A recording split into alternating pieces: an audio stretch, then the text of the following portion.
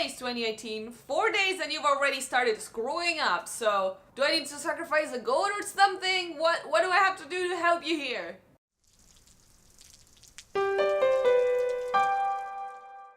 Hi, how are you doing? Welcome back to LittleDewDroplets. My name is Dew. And I don't know about you, but New Year's has always felt a little bit weird and underwhelming for me. Because New Year's has always been this holiday that is about celebrating with friends and partying and drinking and kissing people.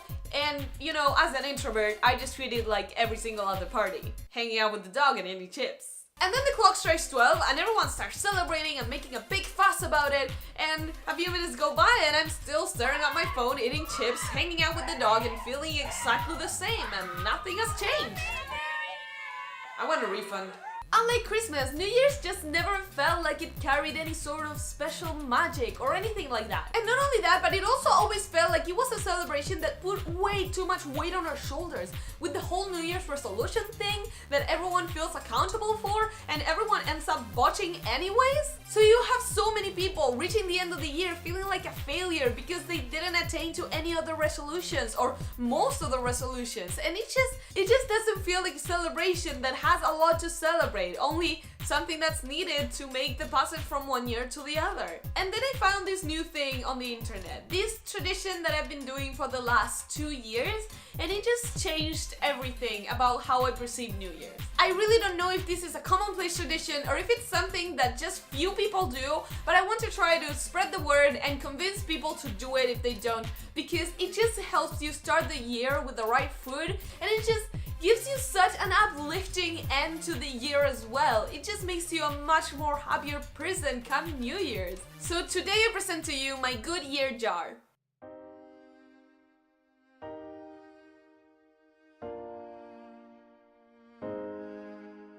If you follow YouTubers on Twitter, you have probably seen this last week all of their years in review posts, in which they tell you how much they growed, how many views they got, how many subscribers they got, and how many opportunities they got to like travel the world and publish their books and release their albums. And I'm always happy for those things, because at least the YouTubers that I follow, I feel that they are super hardworking and super talented and super deserving of these things, and I'm happy that they have such amazing lives. But sometimes they can make me, a common girl who's still chasing after her dreams, feel like I have been unaccomplished in my year. Feel like there's nothing really that I did that was important enough or big enough to consider an achievement. Sometimes just by watching others succeed so much, your bar of expectations can get just so high. And listen, I know that's a bad attitude and I know it's not healthy, but a lot of us can't help but feel that way. But sometimes when you're feeling like this, it can be hard to remember the entire year and come up with even one good thing that you can mention to yourself to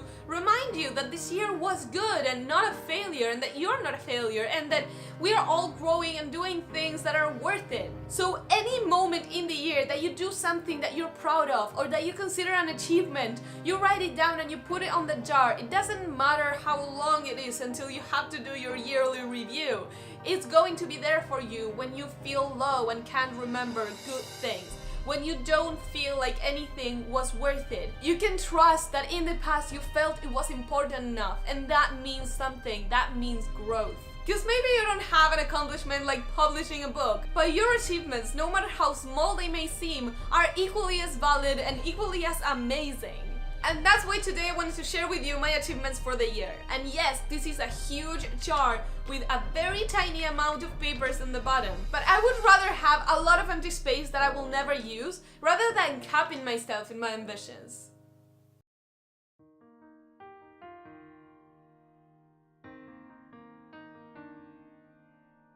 I started my YouTube channel after wanting it since 2009. And I had mentioned this in my first video ever, but I really did want this for the longest time, and I was never brave enough to actually try it. But that's the thing about chasing dreams. They will never be more than dreams if you don't try. So even if it's hard, and even if it's impossible, and even if I never actually make it, I think the fact that I'm trying, the fact that I'm actually doing something to chase my dreams is the most important thing that I've done in the entire year, and something that I definitely have to be proud of. I started taking singing classes again 2 years after abandoning it.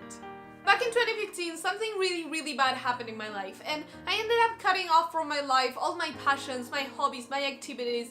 A lot of things just seemed pointless back then. But now I am once again singing and training my voice, and even if I may never sing outside of these walls, even if I may never do anything professional with it, I still want to train my voice, and it's still something very important to me to be able to nurture this skill that makes me happy. And anything that makes you happy and that it's healthy should definitely have a place in your life. I went back to skating after 3.5 years of not going. I started skating when I was about 12 years old, and it was the thing that raised me and that turned me into the person that I am more than anything else, more than school probably. It was the place where I had my friends, it was the place where I learned about responsibility and working hard for the things that you want to do and just giving your all into an activity, and especially one that is competitive, and it's something that trained me in attitudes that I need to have in my life. But about 4 years ago, the administration of the place where I skated decided to cut my coach off of the main activity, not the main activity, but the one that I enjoyed the most in the whole of the skating program. It was the sole reason why I kept skating, and it was the sole reason why I hadn't stopped even though the schedule was really killing for me when I was in college. And this year my coach told me that she was doing that part of the activity again in a different place where I could totally join, and I got the opportunity to once again do a skating show after years of missing it and wanting it, and I had so much fun, and it's something that I have missed so much. Every book that I read ended up being a 4 or a 5 stars book. For the last half of a year, I have been in a very bad book slump. Call it stress, call it being busy, call it having other things in mind. I don't care, because it really made me feel bad. Being a reader is a very big part of my identity, and I just didn't feel like me. It felt sort of like a failure. But I wanted to find something positive about my reading experience this year that I could focus on, because there's no point in focusing on something so negative that no one really can help. And I realized that this year there wasn't a single book that I read that I didn't love. Every book that I read this year was just so good in my eyes, and I think that's a very good thing to celebrate. I was in a professional, actual music video shoot.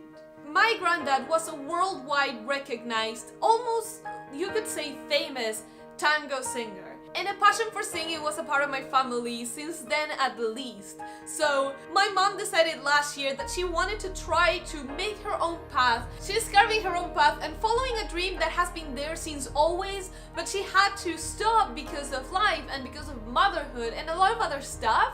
But now she has released an album, she has done some shows, and she has an official music video on YouTube right now. And I was part of that video shoot. I was just a very minor character. You can't even see my face, but I did go to all of the recordings. I made a lot of behind the scenes sort of recording. I am going to upload a vlog of that soon. Subscribe if you want to see it and hit the bell so that you don't miss it.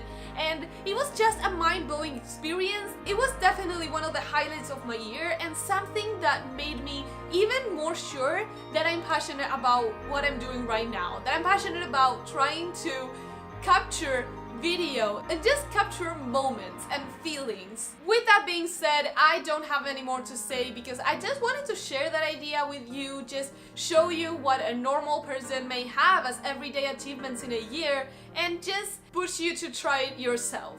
So go ahead and tell me if you're gonna try it, or if you always did it, or what are your sort of end of the year, New Year's traditions? What do you do to get you hyped up? Please hit the like button if you enjoyed the video, or if you like the idea and you're going to try it out, because it really just means a lot to me if you do that. And I post new videos every Thursday, so go ahead and subscribe and hit that bell, because that way YouTube can bring you my content without you having to put any extra effort. As for myself, I wish you a very good day, or a very good afternoon, or a very good night, or whatever time it is when you're watching this, and I will see you next time.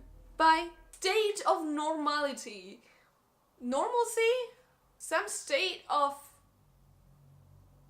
a lot of alcohol and a lot of party things. I don't drink alcohol. What do you do in parties? Oh, I was recording that whole time? Shit, I had just been on Twitter. What was I doing?